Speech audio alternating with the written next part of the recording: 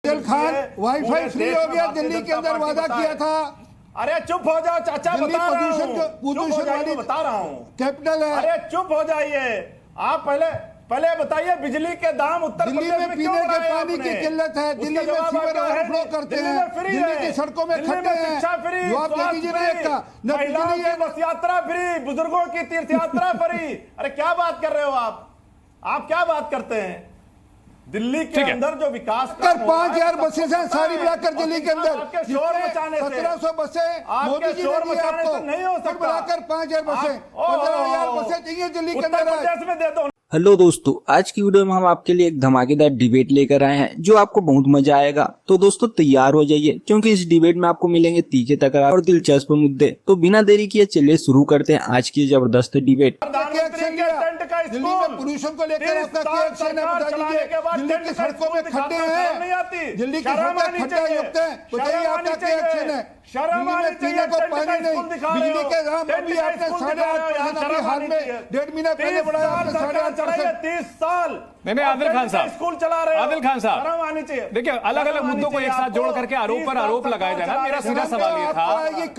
आदिल खान साहब, जनता आपको नकार देगी। नहीं, दिल्ली के चुनाव से पहले दिल्ली के मुद्दों की बात होगी ना। चुनाव में करा लीजिए ना चुनाव अभी। नहीं आपके हिसाब से तो भाई अगर गुजरात की जनता जो है। मेरा चैलेंज स्वीकार करो आदिल खान मेरा चैलेंज स्वीकार। आप अभी कैबिनेट मीटिंग बुलाइए, अभी कहिए हम चुनाव कराएंगे, हम तैयार हैं। अरे आप हक जाओगे, हिम्मत करिए, कहिए आतिशी को कैबिनेट मीटिंग बुलाए और कहे कि मैं विधानसभा बंद कर रही हूँ, चुनाव कराने जा रही हूँ। आपके अंदर हिम्मत है तो आपके अंदर हिम्मत है। आप एक वन इलेक्शन वन नेशन की बात करते हो, आपके अंदर हिम्मत है। आदिल खान पढ़े लिखे आदमी, पढ़े लिखों की तरह बात करो। अरे पढ़े लिखे को बोला कैबिनेट में विधानसभा भंग करे और चुनाव कराए। आप वन नेशन वन इलेक्शन की बात करते हो। 3 राज्य के चुनाव करा के भाग जाते हो आप हर बार करा के दिखाओ। अरे चलो मूल बात पे आओ, हिम्मत पे आओ। दाम क्यों बढ़ाए आपने? आदिल खान साहब, वन इलेक्शन एक सिंपल सवाल मैंने पूछा था कि दिल्ली के मुद्दों पर बात करते हो। नहीं, दिल्ली के मुद्दों पर हिसाब देंगे ना अरविंद केजरीवाल की दिल्ली के लिए पिछले 10 साल में क्या किया। भले उनको अभी नॉस्टैल्जिया हो रहा हो कि 2011 में भी वो यहां पर आए थे और वहां से ही उनकी शुरुआत हुई थी, लेकिन पिछले 10 साल में तमाम तरह के आरोप लगे। 2011 के जो वादे रहे थे, जो दावे रहे थे, वो तो कहीं ना कहीं उनको तार-तार हुआ था। ना गाड़ी लेंगे, ना बंगला लेंगे, तमाम तरह की बातें अभी भी जहन में ताजा हैं। 2011 में हम लोग भी गए थे वहां पर धरना स्थल पर।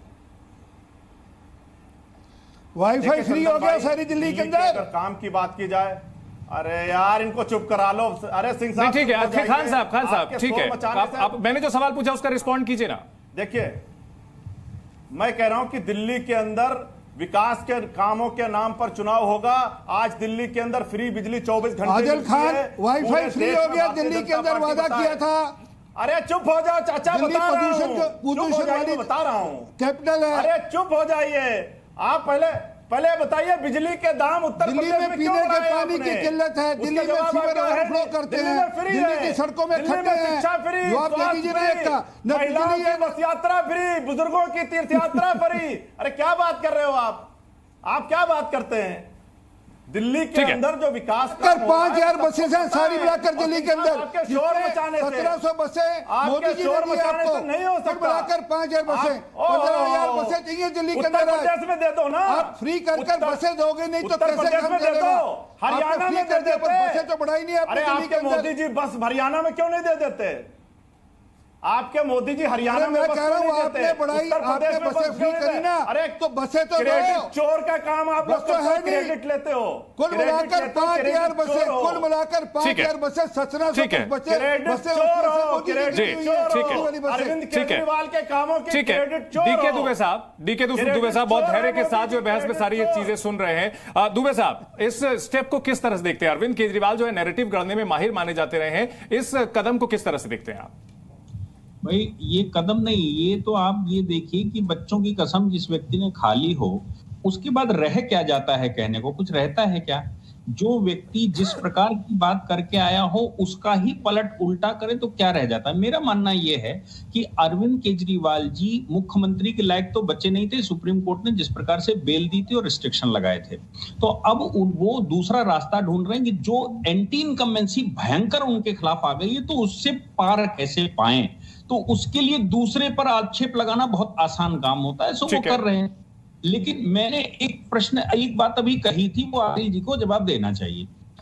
संघ के सरसंघ चालक एक प्रश्न का जवाब देते हैं। हमारे कार्यक्रमों में जिज्ञासा समाधान के लिए बैठकें होती हैं। अरविंद केजरीवाल के पास अगर कोई प्रश्न है तो उनको उन बैठकों में जाना चाहिए और उनमें प्रश्न भरपूर पूछे, एक प्रश्न का जवाब देते हैं। लेकिन ये जो चंदू चौकड़ी टाइप का प्रश्न पूछ दिया ना कहीं खड़े होकर, ये सरसंघ चालक ऐसे जवाब नहीं देते। आपने कभी सुना नहीं होगा पिछले 100 वर्षों में किसी बात के इस प्रकार के खड़े कई जवाब दिए गए हों।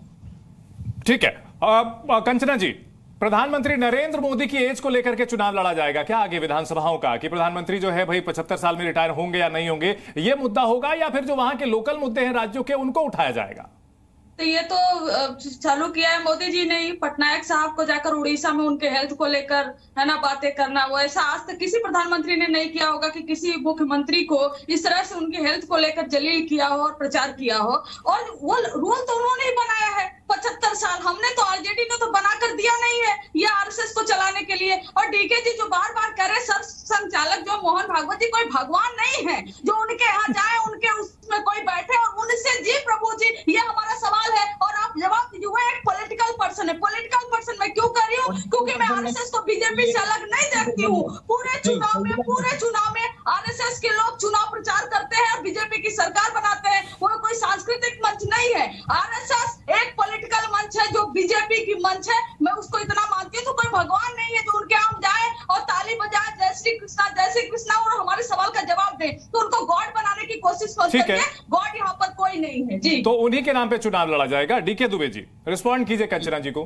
देखिए ऐसा है, ये जो कह रही हैं कि संघ, ऐसा नहीं है। संघ के पहले सरसंघ चालक ने यह तय किया था कि संघ पॉलिटिक्स नहीं करेगा।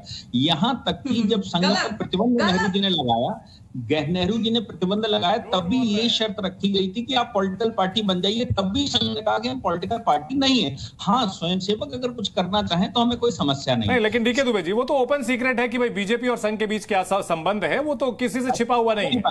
अब आप सुनिए, इसको सुन लीजिए। अभी 4 साल पहले 5 साल पहले विज्ञान भवन में कार्यक्रम हुआ और यही प्रश्न किया था। तो उन्होंने कहा कि भाई आप अगर बीजेपी वाले हमसे संगठन के लिए लोग मांगते हैं तो आप भी मांगिए, हम आपको भी, आप मना थोड़ी ना कर रहे हैं। अगर आम आदमी पार्टी आरजेडी कांग्रेस को चाहिए तो संघ अपने लोग देगा, आप करिए राष्ट्र का काम। लेकिन हमारा विषय एक है कि राष्ट्र प्रथम, जो राष्ट्र पर काम हमारा।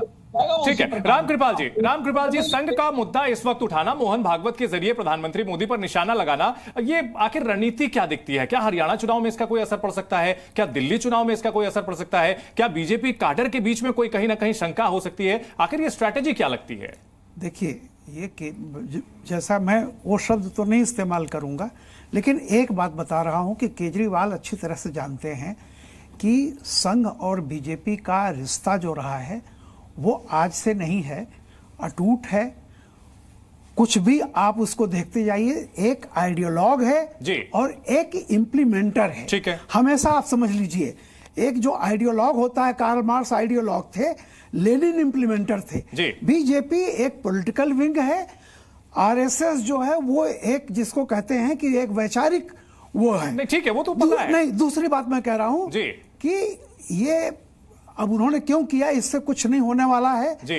बेसिकली क्या है कि मुझको ऐसा लग रहा है, और हो सकता है केजरीवाल जी आज वो जिस तरह से घिरे हुए हैं जी, और लोकसभा में जिस तरह से शॉक लगा है उनको कि अपनी प्रतिष्ठा को उन्होंने कह दिया कि अगर आप दिल्ली की जनता मुझको जेल से बाहर चाहते हैं तो दीजिए सीटें। एक सीट भी नहीं मिली। ठीक है, इसी पर एक क्लोजिंग कमेंट आदिल खान से लेते हुए मैं सब बहस के समापन की ओर बढ़ूंगा।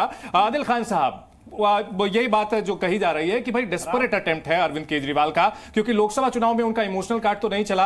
अब उन्होंने घर छोड़ने का, मुख्यमंत्री पद छोड़ने का, तमाम चीजों का ऐलान किया है। कहीं ना कहीं लास्ट रिजॉर्ट है उनका। राम कृपाल जी ने एक बात बड़ी अच्छी कही कि भारतीय जनता पार्टी और आरएसएस का बहुत करीबी रिश्ता है, एक दूसरे का माँ बेटे का रिश्ता है। वही बात तो अरविंद केजरीवाल जी भी कह रहे हैं कि ये अटूट है, मातृ संस्था है, सबको पता है।